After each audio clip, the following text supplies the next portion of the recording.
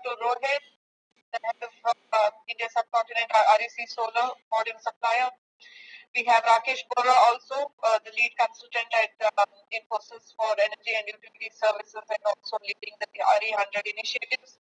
We have Gagan Varmani, MD and CEO at myself, who is a technology platform for rooftop solar energy solutions. Now I will call upon Dinesh, who is the head of solar Shootlass energy, and talk about how he's using best of technologies and the IoT coupled with attractive warranties for their installations. Over to you, Dinesh. Very good afternoon to everyone. And hope you can see my screen in full screen. Perfect. It's perfect. Yes. Okay. And thank you, Priya, for offering this platform for us to share our experience with regards to advanced EV technology. In essence, Shootlass Energy, you see a lot of tabs on this display, but in essence, Shootlass Energy brings technology, data, and analytics to ensure that a customer can have a worry-free and reliable system that comes with a 10-year end-to-end warranty, including replacement and so on. And how we do that is what the various other tabs on this page indicate. However, I would like to focus on the technology aspects and our experience. If there's any questions on it, you can obviously reach out to us. And on this slide, I want to present the technology pathway that we have taken here at Shootlass Energy. And for a company that has been founded in 2015, we are coming up close to our 5th anniversary now. And as we saw in the previous slide, our core is technology. And what we do is we evaluate the spectrum of technologies that is available. And I think Rohit and Rakesh actually did a good job of talking about the technology spectrum of what's available and what's the latest up and coming. And in 2015, we started piloted bifacial N-type modules, flexible modules, and then poly as well, along with microinverters and IoT-based diagnostics. And also, India has a pretty diverse climatic condition, and so we also piloted stainless steel modules. And in 2016, we actually launched our first commercial project, an industrial plant. We commissioned a 20 N-type bifacial project that included microinverters, stainless steel modules.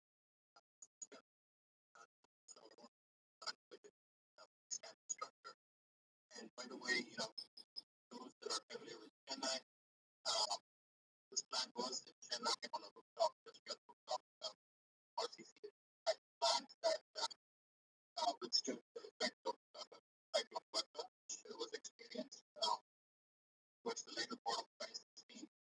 Our structure. In 2017, we rolled out our first non-N-type project, which had a mono type module with a 45 kilowatt plant, which also happens to be the first AC module that was implemented in India, which was with a microinverter. And we also had a unique elevated rooftop NMS structure. And we also implemented smart zero export. Back in 2017 was when the utilities were, dragging their feet on providing net meters to customers that otherwise qualify based on regulation. And so we started implementing zero export control. And in 2018, again, we went with a 150 kilowatt N-type bifacial module with 72 cell, and we also integrated satellite-based performance PR checking for the planet. And the same year, we also implemented zero export microinverters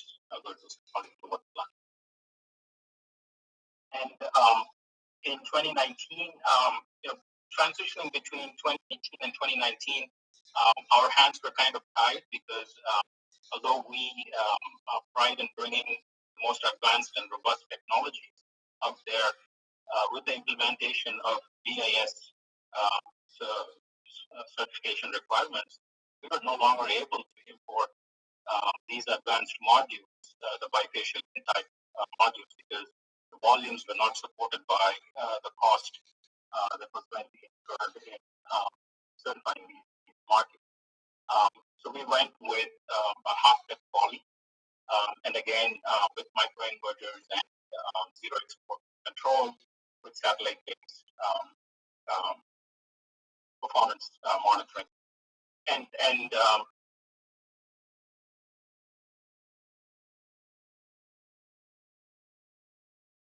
so for 2020, we have a plan to get a fleet-wide satellite-based performance check, and also start offering our services to third parties for their fleet diagnostics. Now, we heard about advanced technologies and so on, and we want to address, what benefits of growing with advanced modules or inverters or so on. And to understand that, we need to start with what are the issues, if there's any issues with going with the standard inverters and standard modules. And, what you see here is the inverter-related issues that would need to be considered, and which in this case are, a few have been identified. We'll look each of them in detail in the next slide. And similar to that, we also have module-related attributes that need to be concerned, that we need to be concerned about. And every one of these items that you see here will just go over those in the following slide. And when it comes to standard inverters, moving from left to right, you see the single point of failure. So if there is a 100 kilowatt project with a 100 kilowatt inverter, for whatever reason, if there is an issue with the inverter, you're losing 100% of the output of the plant. And so that becomes a single point failure. And these string inverters are bulky, and you definitely need more people to do the handling and installation work. And they're fan cooled. And for those of you that have really gone to the field, especially in industrial areas and commercial areas, dust accumulation is a big issue. And although you might have people that say, we get an alert when the fan fails, it actually is better. But still, over a period of time, as the dust buildup is happening, the inverter is heating up and producing.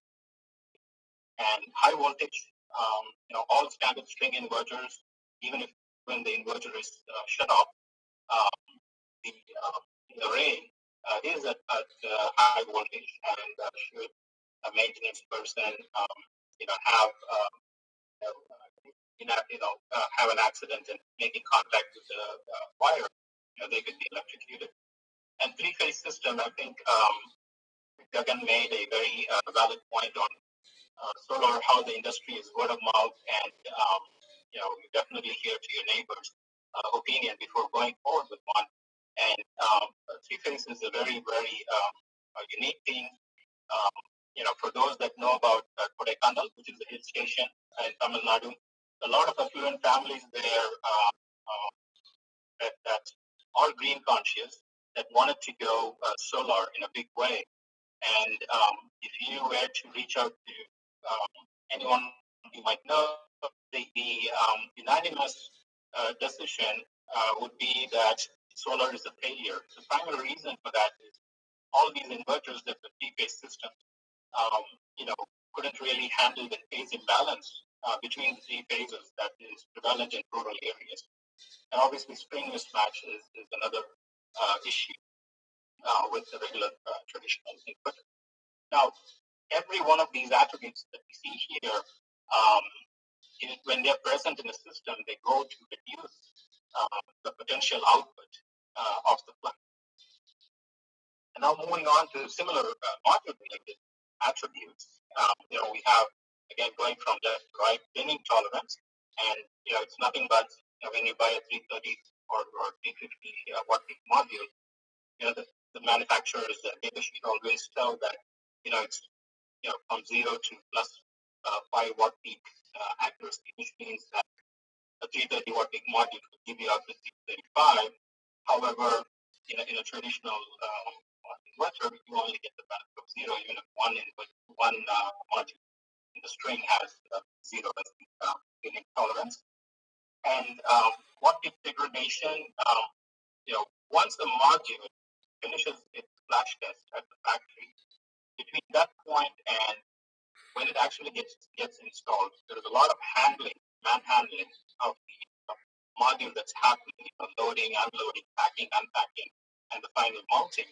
And all of these stresses go to, determine any fatigue that might have resulted in the modules, which will result in uneven degradation of the modules.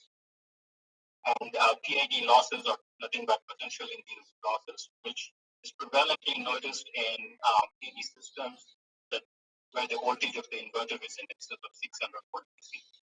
And LID, I think, Rohit touched on that. It's light induced degradation that is not observed in modules of all types. It's, for example, N-type modules don't encounter LID loss. And cleaning losses or soiling losses, again, are some things to consider. And, they again go on to reduce the output modules. And so is shading losses. And shading losses, if it affects one or few modules in the string, then how does it go to affect the overall string performance? Now, so all of these attributes, again, go to reduce the potential output that we can expect from a plant. So, we quickly saw these things. And so then, do advanced modules and inverters really happen? So how do they happen? And there is a reason why at Shootlass, we made a conscious decision, technology as a foundation. And what that enables us to do is, when it comes to inverter-related issues, if you're looking at smart string inverters that come with optimizers, for example, they minimize some of these issues. They minimize issues, for example, like single point failure.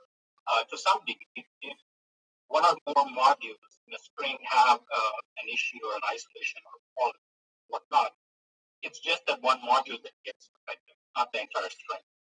And when it comes to high voltage, for example, if you're using systems with optimizers, once the inverter is shut down, your array string is no longer at 1,000 volts or whatnot. The voltage is reduced to a much manageable level.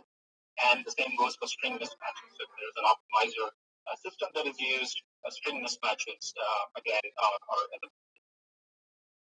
in addition, if you're really going with the microinverter-based system, you pretty much end up eliminating all these output compromising issues that the system could encounter due to inverters. Now, moving on to module-related issues, we saw all of them. And if you are looking at going with advanced modules, and for example, one of the reasons why we started back in 2015 with N-type modules is to completely get rid of LID losses and the energy loss that happens based on LID. And if you go with, for example, frameless modules, and one of our reasons for using frameless modules is to minimize the effect of cleaning losses or soiling losses, and we'll go over that in the last slide, more on that. Then by using microinverter or optimizer-based technologies, you are isolating all of these module-related issues to a module level and not letting them really affect the entire string output. So this, in a nutshell, is really why there is value in going with advanced technologies for both modules and inverters.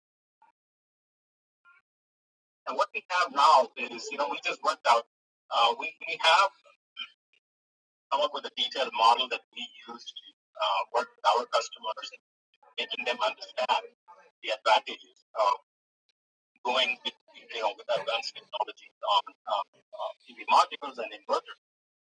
And here's a sample from our model for a 53 kilowatt plant. And more often than not, there have been several projects where we were not the first ones to implement a project for the customer.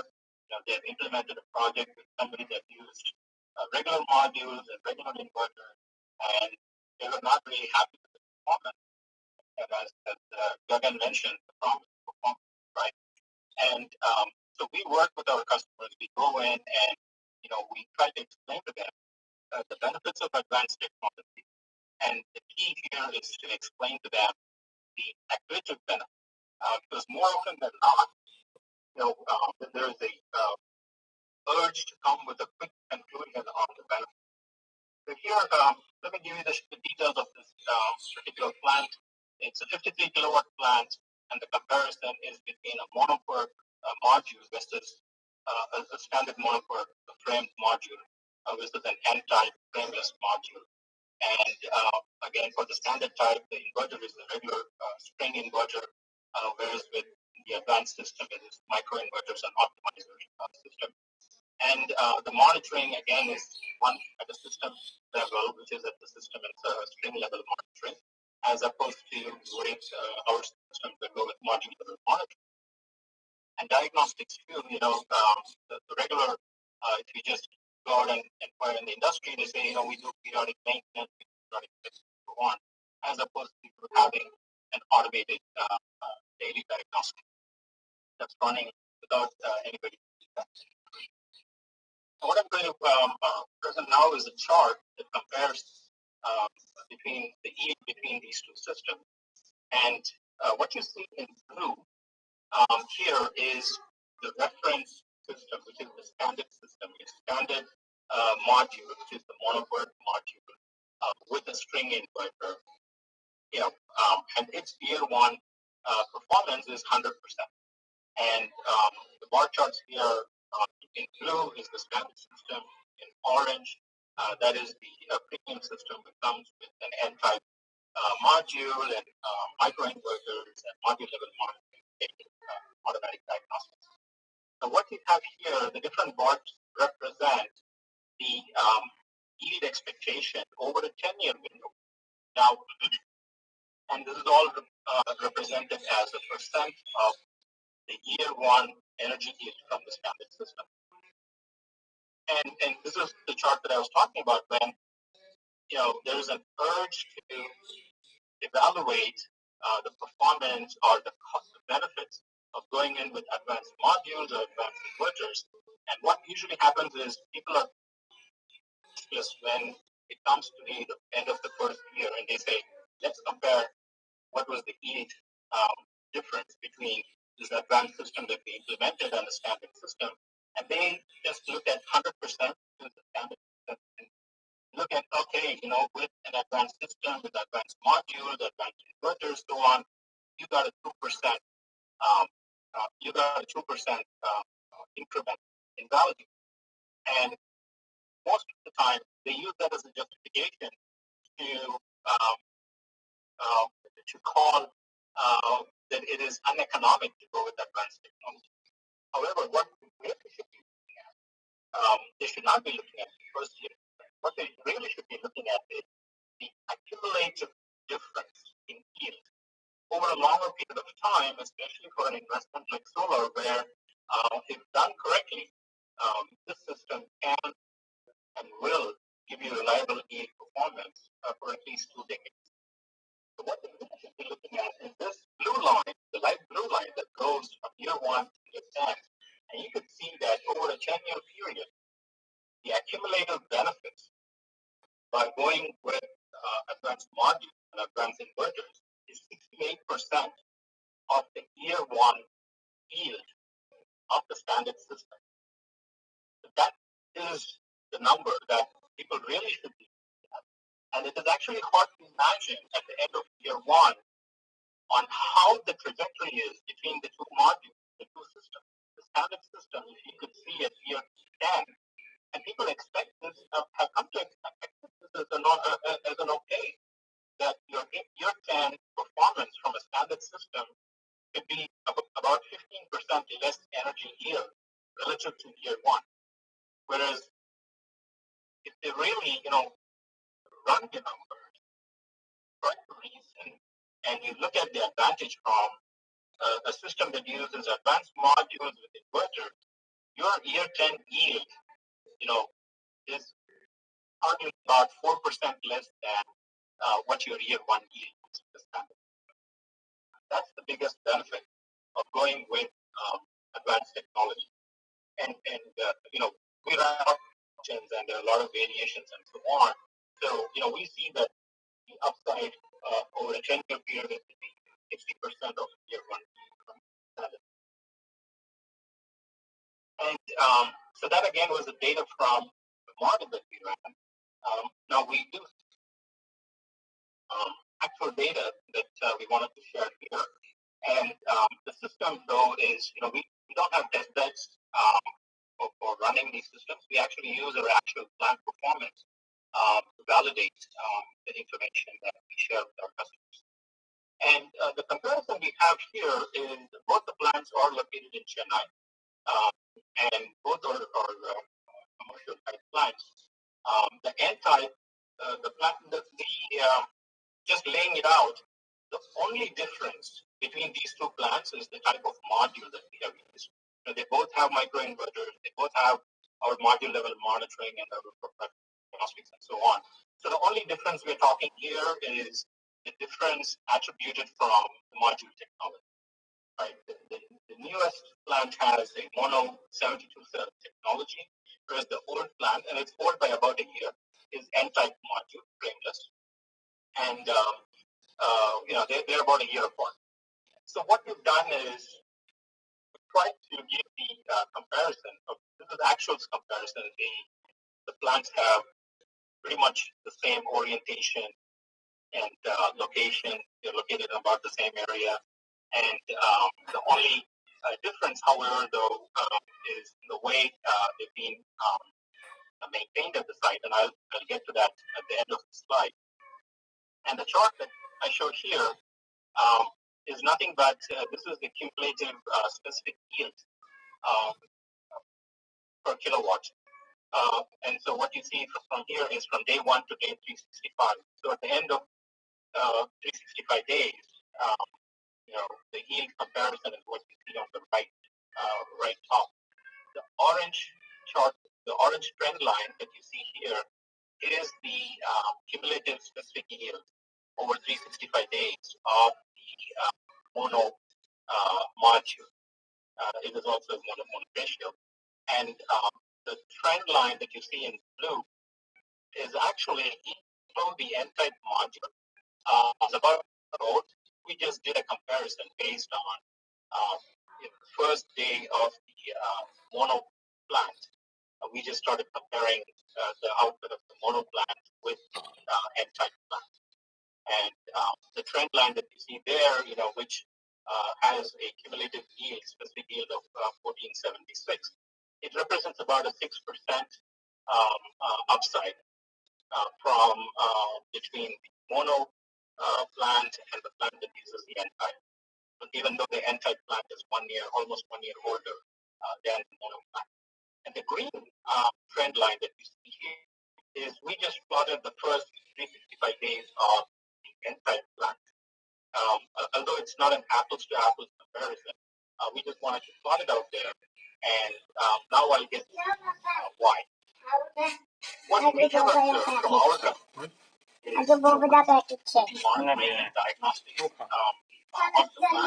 The only thing we don't do is we leave that to the customer actually be responsible for. We alert them on when trading with you. And what we have observed is pretty much the majority of our customers, and it's a trend that we've observed, maybe others could show some as well. They are very meticulous and caring about the first year of operation. And after that, there is a tendency to follow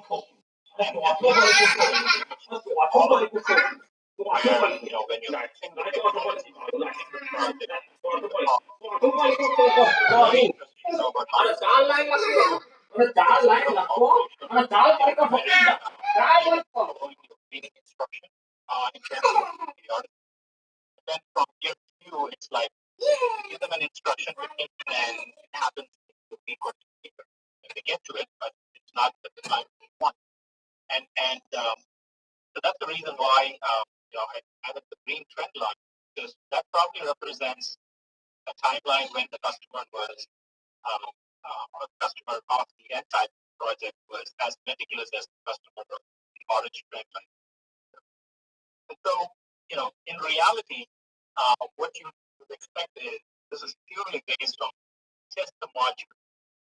Nothing with it. They have the same module level, microinverters and monitoring and diagnostics, everything. It's purely based on the module level. The difference could be anywhere between 6% to 17% on the upside, according to the advanced model. So, this in a nutshell is the data I wanted to share here. And moving on to the diagnostics piece. I'd like you to focus on the picture first here on this display. And what you see here is a block of 18 modules where, we were doing our constant daily monitoring and diagnostics, and we were able to observe a trend that pointed to something weird that was happening at the site. We called the customer and checked with them to see whether the modules are being cleaned, and the response we got from the management was, yes, we have staff on contract and they're cleaning it on regular periodicity, which was 2 weeks to the site. But what we were able to diagnose with our remote data analytics was out of the 18 modules, 2 were only clean.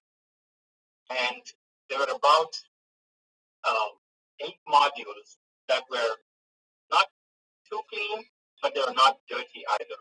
And then there were 10 modules that were completely dirty. And we were able to do this based on remote diagnostics.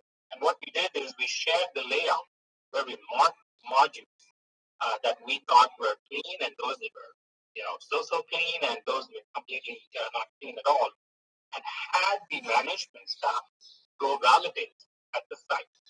And this is the picture we got back from them. It is the fact that the cleanest, the clean modules that you see, they were right next to the stairwell, where the laborers climbed up the stairs onto the roof. They just cleaned the modules that were right there, easy accessible to them. They did not bother moving over and walking over to access the other module. And the power of this is once the laborers there knew that their managers can and are able to remotely see without coming to the site that they were not being, how the quality of the work that they were doing, it really changed the behavior of the staff and also improved the quality of the O&M maintenance as well. And so I think with that, I would say data and analytics also enable a lot more that could be done. And with that, I conclude my presentation.